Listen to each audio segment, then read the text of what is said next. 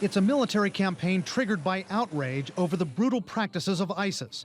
Outrage fueled in large measure by the videotaped beheadings of Westerners in ISIS captivity. Striking back at ISIS for that, a powerful coalition including 5 Arab nations. We were joined in this action by our friends and partners. Saudi Arabia. What gets less attention, human rights groups say the Saudi government routinely beheads people, even for non-lethal crimes.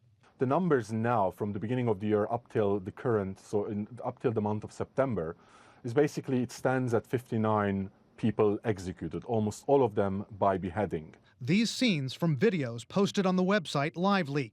Amnesty International and the UN say some crimes people are beheaded for in Saudi Arabia include adultery, apostasy, witchcraft, drug-related charges. 4 members of the same family, 4 brothers, were beheaded, were executed in Saudi Arabia because they were charged and found guilty of possession of drug, although they were not found guilty of drug trafficking.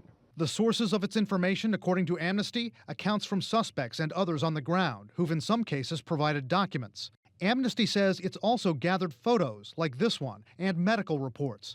This photo is from an Egyptian newspaper, Al Aram.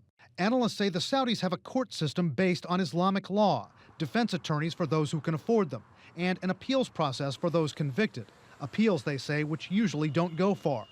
But one analyst points out, with America's own record of executions, the Saudis may not be receptive to American moral indignation over their beheadings. They know perfectly well that we execute people. We have different forms of execution, but we occasionally botch it in what amounts to torture of prisoners. A State Department official tells CNN it's made clear the concerns about human rights conditions in Saudi Arabia. Analysts say in this military campaign, the U.S. has to make a concession.